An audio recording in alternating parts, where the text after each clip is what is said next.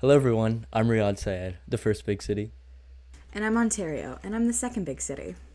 and together we are. Big city, small talk. Hi, Welcome back, everybody. everybody. Yeah. Yeah. Happy New Year. Happy New Year, happy holidays, Yes. Tis the season, I suppose. The season of big city, small talk. exactly. Though we have been slacking on the uploads. I want to apologize for that. We're both seniors College, and going yeah, through the seniors. we're going through the throes of senior year, whether it be college apps or IB. Yeah. We're locked into some other things that have deadlines, but now we're back on that big city, small talk grind. Exactly, got the weight off our shoulders. Mm-hmm. How have and we're just like kind of enjoying our break now. Yeah. Mm-hmm. So how have you been enjoying your break? Have you been doing anything, watching anything in particular? Yeah, I've definitely been binging some TV shows. Survivor is like my favorite TV show ever, so I've been watching. Nice, I've already nice. watched like 2 seasons. Like, I'm not even embarrassed to say I've watched so much Survivor. But a show that I really want to watch is the new Squid Game series, Oh which yeah, I've season heard, 2. yeah, season two, 5 years after the original has come out. I've heard mixed reviews. I don't know how I feel about it. I I don't know how they're gonna make this one interesting. So I'm excited to crack in soon. Yeah, I remember we're seniors right now, and I remember freshman year being in civics class, and I was in the second row, and in front of me there were four different people all watching Squid Game. Like it had a massive cultural impact, and the story was just so good, and it was like a true piece of art, that everyone that was very inclusive. Mm-hmm. Everyone, like, there was a large audience for it. Oh yeah, it was Um, global phenomenon piece of art. Yeah, and that's part of, our topic for today's episode, where we want to reflect on the 2020s. Mm-hmm. We're about to hit the new year. We're about to be in 2025, marking, half of the decade has gone by, which Crazy, is crazy. I don't know if you've ever seen crazy. one of those memes, but it's like, oh, 2025 lurking behind me still trying to process 2020. Like, yeah, I think these past 4 years, like, more has happened than like entire decades, I'm Oh sure. yeah, one of the memes. I guess it's not a meme. It's just an actual fact that has like freaked me out. Is that like 2050 is now equidistant away from right now as 2000 is, which is Oh like yeah. crazy to think about. That's crazy to think about. Yeah, people in the past, would say 2020, 20XX, that's the year when Mm-hmm. we're going to have flying cars and robots and stuff like that. And they're somewhat Mm-hmm. true, but that's another thing is we want to make our own predictions. Right. Predictions have a history of like being pretty far off or unrealistic, but they're fun. Yeah, they Think are about the super future. fun. Exactly. Yeah, and going back to Squid Game season 2, I don't know if you've heard, but they did use some AI in the process of writing Squid Games, which is really interesting how they implemented that. In the Um, script writing, I had not heard about that. yeah, so writers, what they often do is they, I guess, play test or like test out their uh, narrative and see if it Mm-hmm. resonates with audiences. Um, and in that process, they used AI to help analyze like people's reactions to it, and used the um, like used the like answers it gave to these reactions onto how to better the writing. So yeah, I don't know. I'm surprised to hear that season 2 so far has gotten good reviews just because of the use in AI in writing. But yeah, I Mm-hmm. think AI is one of the main topical points of the past 4 years for sure. Definitely. I'm thinking of like just technology advancements from like 2020 to 2024. I remember the craze during like COVID was like VR headsets. Uh, and like I feel like nobody cares about their VR stuff anymore. Like we're living in the age of AI now. Yeah, VR, I think a large difference between VR and AI is accessibility. Mhm. VR is expensive. You have to set up a bunch of cameras. You have to like Mhm. have a big old headset on your face. Like it's just, and then like the applications that had VR, or the applications on VR were like very limited because no one wanted Mhm. to develop like a VR like video game or movie or experience. So like what you could do with your headset was not, Mhm. it was just not worth it value The wise. But of only course, VR game that I remember being like popular was the Five Nights at Freddy's VR game. yeah, That's yeah, the only one I can think of. yeah. That there's some standouts for sure, and there's some developers who took the chance on VR. Mhm. But yeah, I think it just can't rival the accessibility of AI when it's just Yeah. like look up ChatGPT and you have a large language model. Yeah. Or Um, Google AI now. It's like when you Google anything, AI is right oh there. yeah, it's Which it's so mm-mm. yeah, it's that Gemini, I believe its name Oh is, my god. for Google is quite funny because in its like earlier um stages of development when they were first pushing it as an experimental feature, it would like tell people to like eat a rock a day. Um, but I believe that sentiment comes from an article from The Onion. Are you are you familiar Oh with The yeah, of course Onion? I know the Onion. Yeah, so The Onion, for those who don't know, is a satirical news publisher. So all the articles that they write are Mhm. basically false and satirical, you know. Um, but yeah, just the the way AI picked its sources in the early stages was definitely problematic.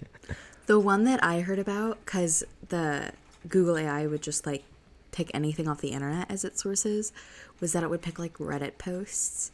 And so if you Yeah, yeah. Googled like how to stop my baby from crying, it would be like, put a pillow over its head, give it a bottle of Benadryl. And I'm like, oh my God, you people are going to kill your children. Yeah, I hope no one listened to that advice. Yeah, I remember I don't know if the audience remembers our interview with our school dean, Mr. Darnable, Mm-hmm. but when AI was first popping up, I guess, I had a long conversation about him with AI art.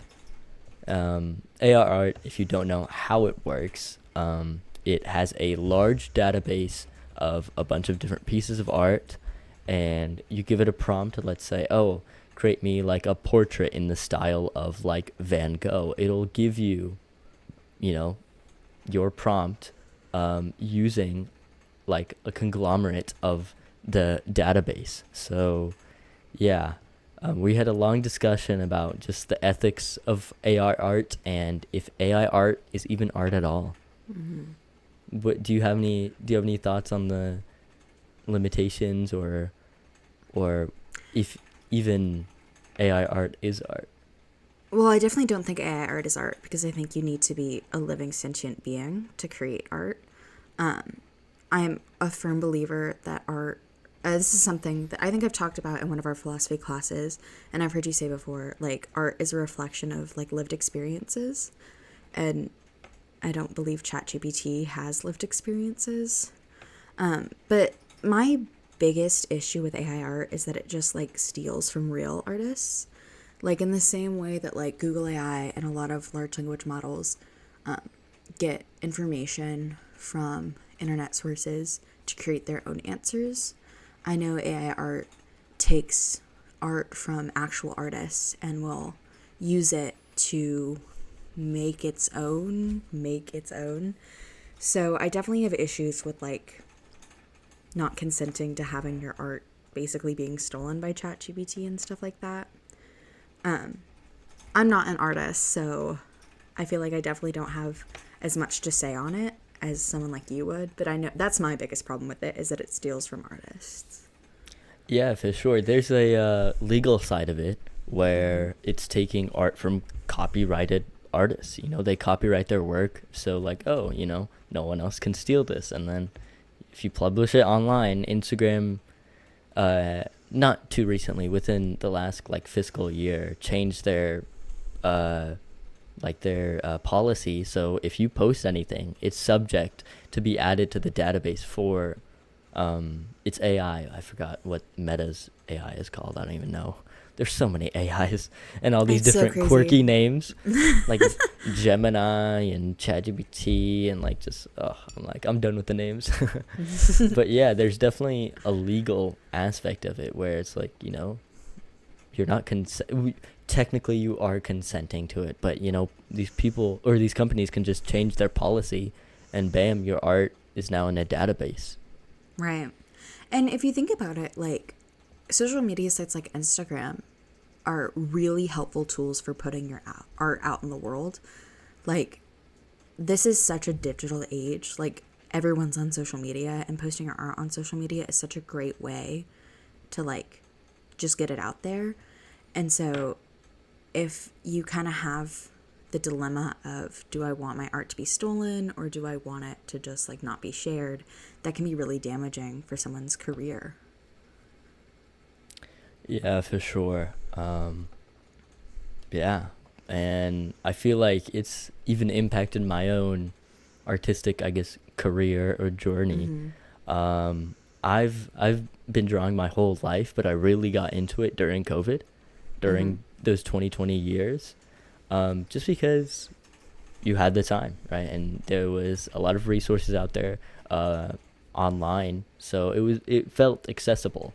Um, but a fundamental step for learning art is just learning the basics. So if you learn forms like squares and triangles, right? You have to learn your forms, you have to learn your Mm-hmm. values, you have to learn your shades, color theory, stuff like that. You have to learn these rules to break them. I think that's a Mm-hmm. big step of be- becoming a student to an actual artist, of a student of art to an actual artist, is learning the rules so you can break them. And in my personal process of like learning the rules, um I just kind of excuse me, just to backtrack for a second, I Mm-hmm. specialize on portraiture. So I try to do like portraits, and I would get discouraged at AI art, because why would I take my time to, take like hours just to do like a portrait of like a character or a person in my life, if I can go to ChatGPT and just be like, hey, can you make me a graphite portrait of this person? And it's going to be the most hyper realistic thing you're ever going to see, right? Mm-hmm. So I think that step of learning the rules to break them was definitely altered by AI, because um, the rule, like, AI knows the rules to the max. Like it's proficient at realism, and that's discouraging. So I would skip the realism step and like understanding forms, and I just tried going straight to um stylization, which led to a lot of misunderstandings of anatomy in my art journey. So it's definitely impacted my own artistic journey. Yeah. That's really After my interesting. Yeah. Sorry, Yeah, I didn't. yeah. Oh, you're good. After my conversation with Mr. Downpool, I just got frustrated, so I wrote like, I'll show it to the camera, just pages and pages about AI art and how it's affected my own journey. Anything for the grade. Anything for that IB portfolio. Exactly. Anything for the process portfolio. Yeah. But yeah, I think AI has made a lasting impact on art culture in the past four or Mm-hmm. 5 years. Yeah. So I want to hear more about art culture. So I want to just know your reflections on art from 2020 to this year. I think I want to first start going one decade in the past, to the 2010s, Mm-hmm. and kind of generalize the artistic movement during the 2010s. and I don't know if this is a real word, but I'll say art in the 2010s um, became very like corporate, like corporatized is the word I was unsure about, but it became very corporate. Um, there's a lot of examples of this, but I think the most well-known and infamous example is just logos, and how they've become quote unquote soulless in their identity, right? You can see with Monopoly, or not, excuse me, not Monopoly, Pringles, you know, they had their little stylized characters with his mustache, and then yeah, I'm sure, you know, future me can edit it in and show an example, right? But now the new Pringles logo is just completely soulless, all flat colors. There's no rendering or stylization. Is It's the just little all very monocle corporate. man not there anymore? He is, but it's just very like the art is just very like soulless and very corporate. Oh no, bring back my Pringles man. Yeah. So I think, yeah, the most infamous way of the corporatization of art is the logos, but then I think that's carried in to the early 2020s, like 2020 to now, that you see even more of that, where it's just becoming even more and more soulless, and it's to the point where audiences are fed up with it. Like audiences and consumers are fed up with it, and regular or more artistic art, more boundary pushing art is becoming more and more popular. I can go to the example of film and cinema, right? 2010s most dominating force in cinema was the MCU, the Marvel Cinematic Universe, right? Oh yeah. And those movies were insane, right? They had insane budgets, insane casts, insane everything, right? But then they began to become, or they began like becoming formulaic, and audiences grew tired of that. And you started to see in the late 2010s, namely like 2019, 2020, where the MCU films started to get lower in the box office, right? Yeah, yeah. And now you had, and then in the 2020s, of course, you had the break of like COVID, right, for 1 to 2 years, and then you had the writer's strike, which I believe was what, last year in 2023. It was in 2024 too, definitely. There's been Oh, it multiple was writer this year. strikes. Yeah, it was definitely this year. Okay. It depends on which ones you're talking about, because there's been a lot. Yeah, there has been a lot, but yeah, you see studios like A24, who make a lot of just, I mean, amazing movies, that push the artistic narrative of, you know, cinema is film, and it's not just, oh, funny superhero on screen, you know. He's right behind me, isn't he? You know, like that kind of humor is dead now. Right. Yeah. So yeah, I think audiences are at a point where the value of artistic vision is coming back. Do you have a favorite movie of these past couple years? The past couple years, I love A24. A24 is amazing, like as a studio, so a lot of their projects are good. Probably my favorite film, which kind of bridges the gap between these two eras of filming, like the superhero era and then like the artistic era right now. I need a better word for that. Is Everything Everywhere All at Once. That's I don't know if movie. you've seen it. Yeah, Oh, it's very of course. good. Of course. I think it has a nice blend of good pacing, good writing, storytelling, and then also that multiversal stick that everyone was really going after in the late 2020s with films. But yeah, I think it's just a really good film. Yeah, I also really like A24 as a studio. I'm pretty sure they're the ones who produced I Saw the TV Glow, which is... Yes, that was like, a good movie. That's Yeah. like top 10 movies of all time for me.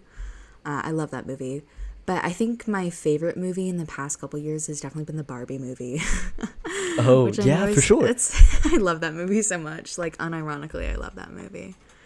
Yeah, and I think that's also another example of this weird like quirky movie where it's like very self-aware, breaking the fourth wall all the time. Like you Mm-hmm. have the narrator in like that scene where it's like Margot Robbie is crying, Right. and it's like, oh, uh, narrator note or whatever, editor note. Margot Mm-hmm. Robbie is not the best example of this. It's just Right, like right, right. so self-aware, and it's like, it's a prime example of like that that artistic vision coming back and resonating with Mm-hmm. audiences. So Something I'm that I've hopeful. Yeah. Yeah, that I've noticed within cinema, and at least the last couple of years, is like kind of like a return to like childhood, like tropes. Like the Barbie movie, something I'm thinking of. I just saw the Bob Dylan movie, which I'm sure is going to be a great reflection for like people older. Like my mom was just a teenager, like when Bob Dylan's music was really blowing up. So that would be a really big return to her childhood. I seem to think that in a lot of films that have come out in the last few years, it's really like nostalgic, which I really appreciate. Yeah, I mean, you can see that with a couple years ago. I don't remember what year. They all blended together since COVID. But the Bob Marley film. Mm-hmm. I know that went. I don't know. It didn't do too well in the box office, but I know like the songs went pretty viral. Yeah. So is that your prediction for the next few years as to where cinema is gonna go? Oh my gosh, cinema in the next couple years. I hope we get so many. Actually, hold the phone. My prediction is that in 2027, the Bluey movie is going to win every award it possibly can, okay? The Bluey movie, Bluey. Bluey movie, 2027, I'm there, opening night. I want to see the premiere. Bluey, the producers get me. I'm your number one fan. I don't care that I'm almost 18. I'm your number one fan. Like, that's going to It be the doesn't movie matter of the that you're decade. 18. Doesn't matter. Doesn't matter. That's my show. Yeah. Yeah, I'm hopeful for the next few years for art and or cinema and art as a whole. Mm-hmm. I hope this rebellious nature against AI and corporate art is really really takes like it really shows within the art that's produced in the next few years. Yeah, I'm excited. Yeah. So I want to look at kind of my side of the predictions, or my reflections really, of 20 through 2024. Um, I think some things that I was thinking of, and I was thinking of things that have happened and differences between now and 4 years ago. A lot has to do with politics and the social scene. I think there really is so much to be said on just the drastic impact that COVID had. Like, I feel like people say a lot, like, COVID had such an impact in the world, but, like, specifically in politics, COVID has such a huge impact. Yeah, for sure. And there's a bunch of different perspectives on COVID as it was a global pandemic, but Mm-hmm. I assume you want to focus on America's reaction to COVID, particularly who was in office at the time.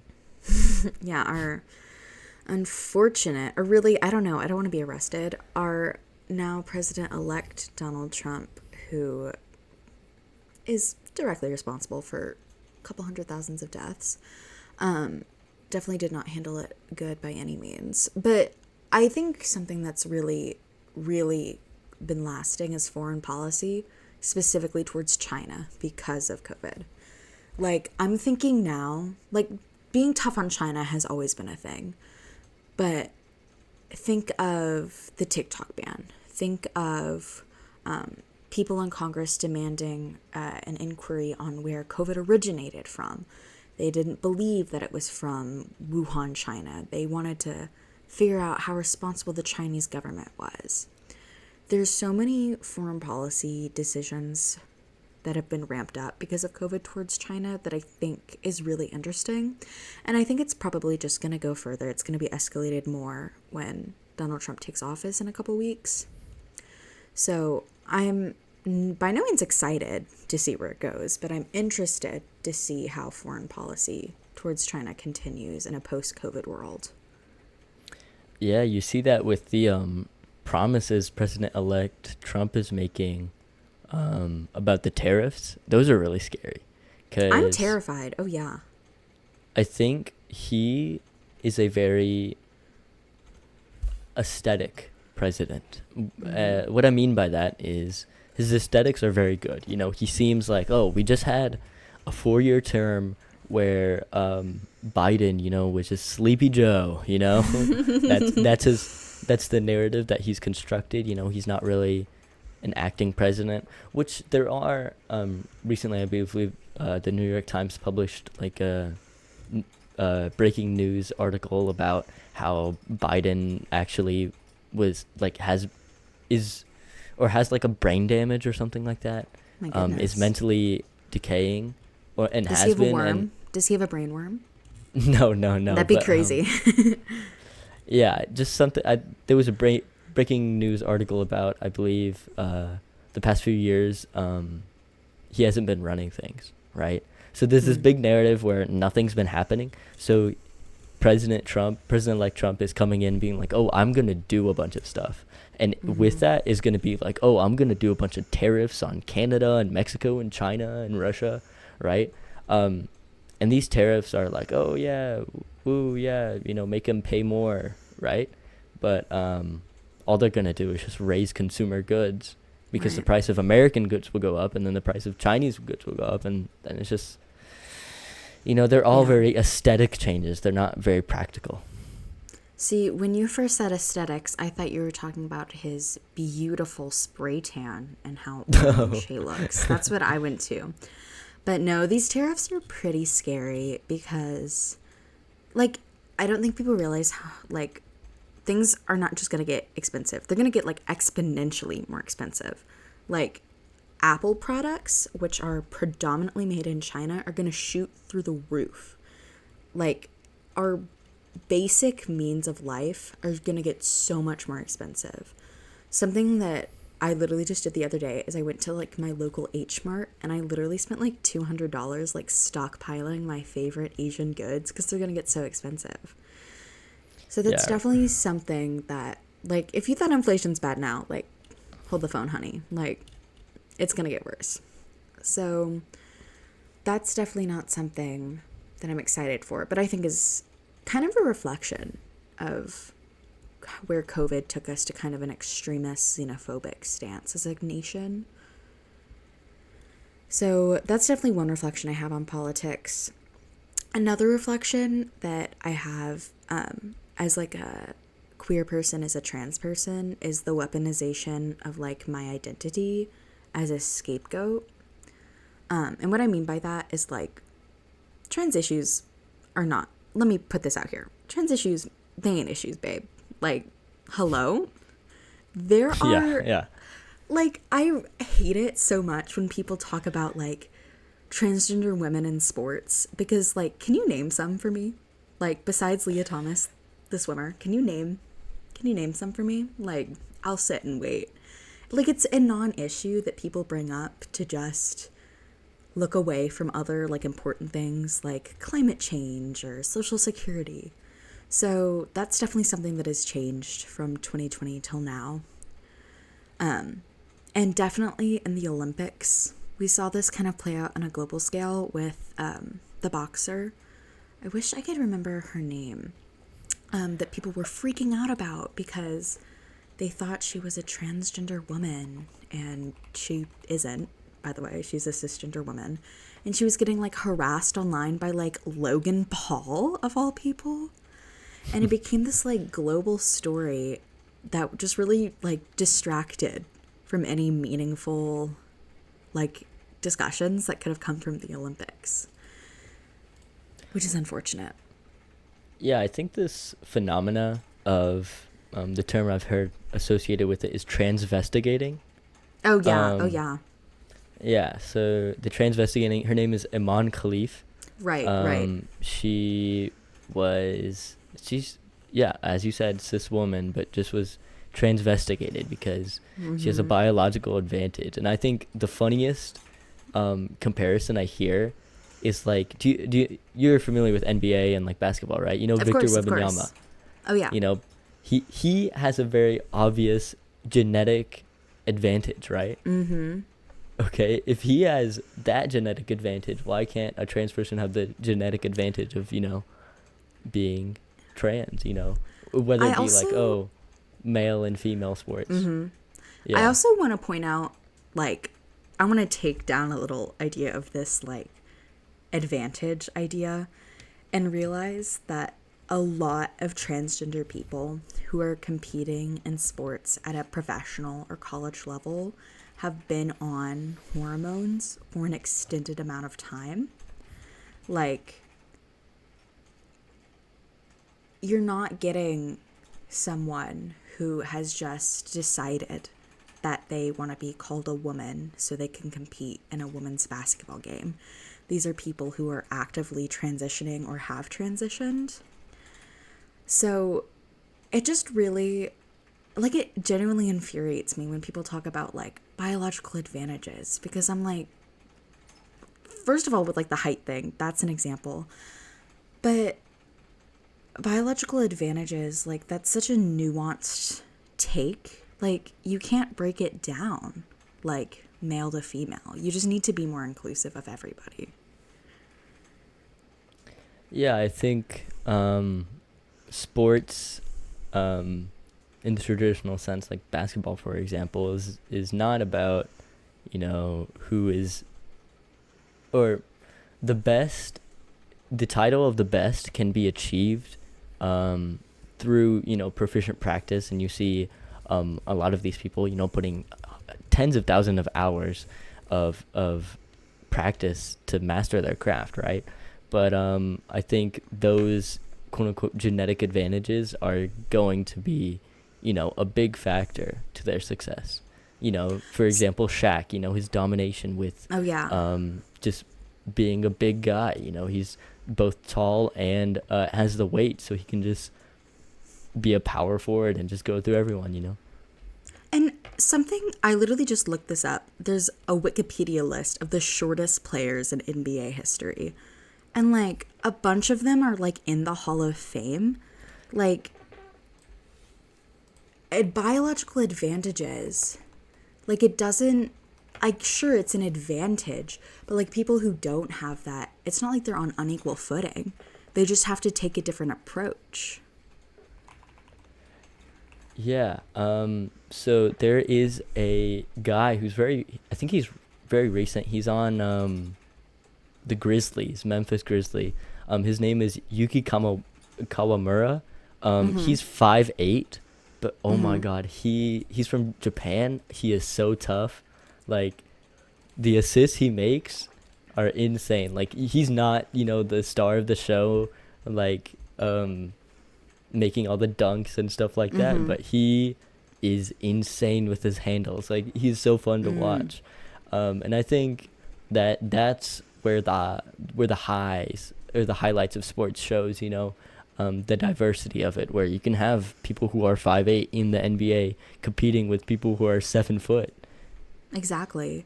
It's, yeah, I feel like a lot, I don't feel like, I know a lot of the transphobia in sports is not a genuine concern for women in sports. It's just because people hate transgender people, and they just want to express it in any way they can. And that unfortunately cracks down in sports and with like minors. So that's just the landscape we live in. And I don't think that was the landscape in 2020. I think the first like big story I heard was Leah Thomas, who was the transgender swimmer. Yeah, Leah Yeah. Thomas. Yeah, got a lot of online hate just for existing. Yeah. There's a really good podcast, by the way, Matt Bernstein, who is like a queer commentator. I love him. He made a really good podcast on her. So that's where I learned a lot of this.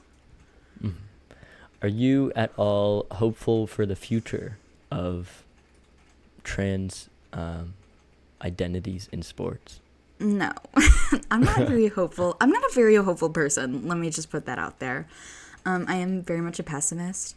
I'd be hopeful if like AOC got elected president, but I don't think that's going to happen. because America can't seem to elect a woman for some reason.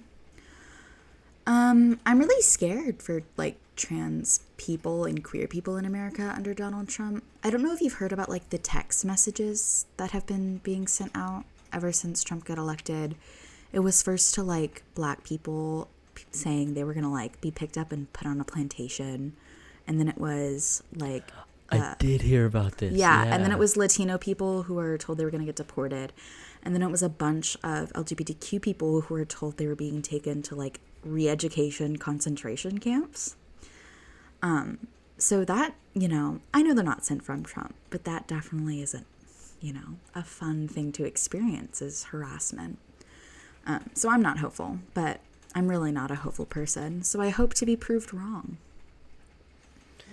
Yeah, I think in an ideal world, they could just be incorporated into the already, you know, established leagues. Some people wish for them to have their own league, but I don't see that as a reality, just because there's a lot of logistical things. Like, I don't know if they would get enough viewership to keep going and to be paid enough. That's a big problem with, like, the WNBA, where there's just not enough viewers to pay them nearly as much as NBA players, you know? So having an even more specific league, I don't know if that's a reality. So yeah, honestly, I'm not too hopeful, but I wish. The idea of separation, because this has been brought up before with like bathroom like arguments, is that transgender people should have their own bathrooms. And I'm like, we need to take a serious step back, because like, you want to have my own segregated bathroom? What is this reminding you of? Like, why do I need to have my own bathroom? You like, need your own water fountain too. Like, I know, that's literally what I was thinking of when I heard someone argue this. I'm like, this is giving 60s. This is giving separate but equal. I'm not a fan. Like, I just want to pee, man. Like, I just have to go to the bathroom. Yeah, what's the member of Congress, I believe, who's like really pushing this? Oh, you know, I've forgotten her name, but I also have forgotten her name, but I know Sarah McBride, who is the first transgender woman in Congress. Her yeah, name's like Kathy something. Here, I can find it. Nancy Mace. Boom. Just got Nancy it. Mace. Okay. Nancy Mace. Yeah, she was making a big thing about, oh my God, we need trans bathrooms in the Congress. Something that I've loved seeing is people doing like bathroom sit-ins to like protest it though. Like, you just get a bunch of trans people to just like sit in a bathroom. That's a vibe. I do one of those. I've never heard of that. Wow. Oh my gosh, yes. It's like a bunch of trans people just like chilling in a bathroom. Yeah. Wow, yeah. That's what the right thinks what high school bathrooms are. Just a bunch of trans kids in the bathroom. What in tarnation? The average liberal high school. Exactly. But yeah, the next year is not looking too good for progressive ideas, mainly due to the rise of traditionalist values. Oh yeah, those Andrew Tates of the world. The Sigmas, the Andrew Tates, the everything, the Jordan Petersons, the everything, man. I don't know about you, but like, I'm looking for a trad wife. If I don't get me a wife who comes home and makes me dinner and then shuts up, not for me. I'm looking for a trad wife. Yeah, I need a Nora Smith. I need someone who's gonna do chemistry and like make me a Capri Sun. From gonna wild have berries. At least 20 children. At least. Oh, of course, yeah. Yeah. Oh my God, JD Vance's comments on children are very questionable too, and he's our vice president. About the you're not physically I forget the exact quote, but I believe his idea was that you're not physically involved with the country if you don't have children on the soil of America, something like that. Did you hear Pete Buttigieg on the Daily Show talking about that? Yes. That was amazing. His response, yeah. because Pete Buttigieg is a vet, right? I believe. Yeah, Yeah, Iraq. he's a Yeah. veteran. Um, and he was like, "Oh, to say that I'm not, contributing to this country physically, Yeah. despite being deployed to Iraq," I believe you said. Yeah. Yeah. I forget his quote. It was like, when I was in Iraq and there were rockets flying overhead, you felt pretty physically invested in the country. Yeah, yeah. Which, yeah, God. JD Vance is crazy. Like, I don't understand this man. He is crazy. But you know what? At least he didn't shoot and kill his little puppy, so. Wait, what is that in reference to? Oh my God, you don't know what that's in reference to? I'm pretty sure I it do not was. know. Okay, I'm pretty sure it's Carrie Lake who came out with. No, Christy Nome. I'm sorry. It's Christy Nome who wrote a book about like her life or something. And she has an entire chapter where she talks about how she shot and killed her puppy for misbehaving. It is the craziest thing. She's like, my puppy couldn't be trained, so we took him out to the yard and killed him. And this person is like a senator or what? She's a congresswoman, Republican congresswoman from, I'm pretty sure, South Dakota. And she was in the running to be the vice president for Trump. The moment that book came out, it was a no. It was a Very serious cool. no. People Yeah. were making fun of her online for so long. It was so funny. I'm like, why would you tell the public you killed your puppy? That's crazy. JD Vance has his own book, The Hillbilly Elegy. God. Yeah, where he had some interesting things to say about couches and furniture. Yeah. Yeah. Yeah. Vice President elect, by the way. That's our guy. Yeah. God. So you would say your general predictions for the next 5 years, the latter half of this decade, are pretty pessimistic. I think my biggest prediction is gonna have something to do with climate policy. I think these next 5 years are make or break.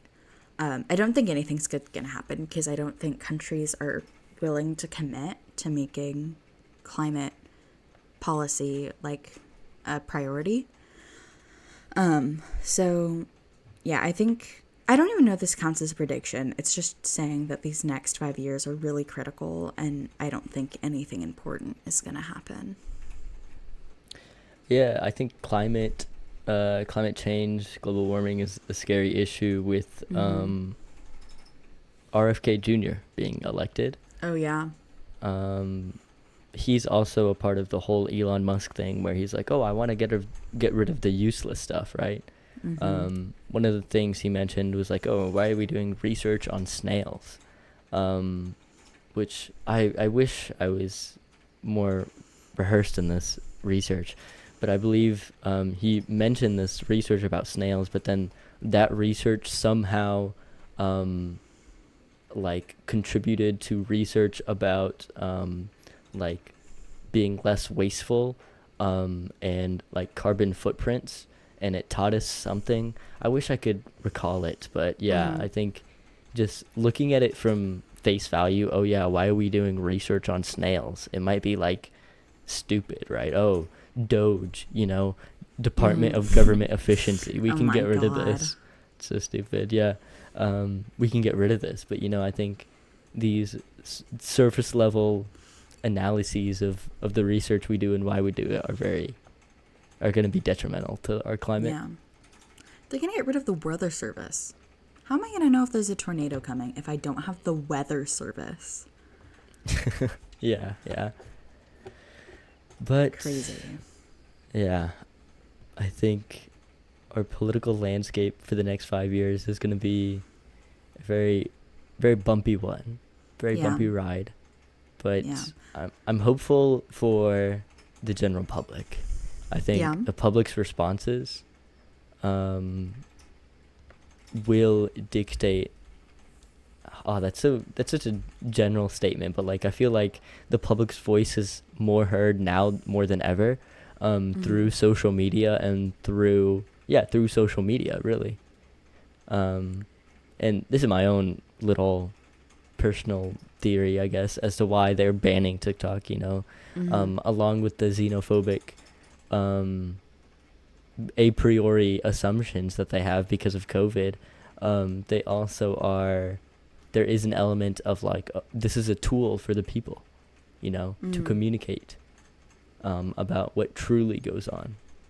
See, you know what that just reminded me of is the difference between like media coverage of the United Health CEO killing and like Mm. people on TikTok making like edits of Luigi and being like in love with him, and Luigi how Marzion, yeah. there's such a like stark difference between like the way that media is covering the assassination versus like the general public, how it feels about it. I think there was a Washington Post poll that came out just a few days ago that said 46% Yeah. of the public was down to clown with Luigi Mannioni. They were cool with it. Yeah. Yeah, I don't know how this is. I can tell you how it's immediately impacted the healthcare system, right? Mm-hmm. Um, Healthcare has been through a lot these past 4 years with a lot of, excuse me for misquoting, but I believe it's deny, delay, depose. What is the saying that he had in I his think it's, manifesto? yeah, he said depose, but I think it's defer. I think it's Oh, deny, defer. delay, defer. Oh, okay, okay. Yeah. Um, yeah, there's a lot of issues with healthcare in America, and I can tell you there's immediate effects of this assassination where Blue Cross Blue Shield, Mm-hmm. um, basically, I'll explain it. If you have a surgery, along with that surgery, there's an expected amount of time for the surgery. Okay, this surgery I think is going to take 2 hours, right? And sometimes, I should say, actually, the majority of the time, you're going to go over that time limit. And Blue Cross Blue Shield made an announcement that they said, oh, we're not going to pay if you go over that expected time. We're not going to cover your anesthesia. Mm-hmm. Um, that was announced the day of the assassination, and the day after, they walked it back. So I think there are some immediate effects, along with the company that he was the CEO of, I believe, losing 4.45, or I believe it's $4.5 billion of value. Um, so I think there's definitely a rebellion Mm-hmm. against these systems, but I don't know if that's going to lead to action. Yeah. Did you see that one tweet where it was like Chipotle is raising its prices by 10%, and then someone said, who's the Chipotle CEO?" I thought that was so funny. Yeah. Yeah, that's that's crazy. Yeah. But yeah, I Uh think oh, go ahead. Sorry, I was just going to ask more widely, like what are your predictions for the next couple years until 2030? I'm hoping this decade will be looked back and defined as a decade of rebellion. I think another decade that is seen in that thought process is the 90s, where Mm-hmm. it was like, there was a lot of backlash, I guess, off the top of my head, against like the way drugs were handled, and like Mm-hmm. also police brutality, right? So there were a lot of things that were being pushed back against, and I hope the 2020s are also defined like that. We push back against the healthcare system. We push back against the government, right? Um, yeah, and We we started push. off pretty strong with Black Lives Matter. Like that really kicked off Oh, the 2020s. yeah, Stop Asian Hate, Mm-hmm. BLM. There's a lot of these movements that are that really are going to be catalysts for Mm-hmm. setting the tone for this decade. And I hope that I rebellious action continues on. I like that, a decade of rebellion. I retweet. I hope that's also what this decade is, because I would love that. Yeah, yeah. Thank you, everyone, for listening. Um, Please let us know your thoughts on just 2020 to 2024, the past decade, and where this decade is going to go. Yeah, thank you Yeah, for we'd listening. love to hear your predictions for the upcoming years. Yeah. Yeah. Thank you, everyone. Goodbye. Yeah, thanks for watching, guys. Bye.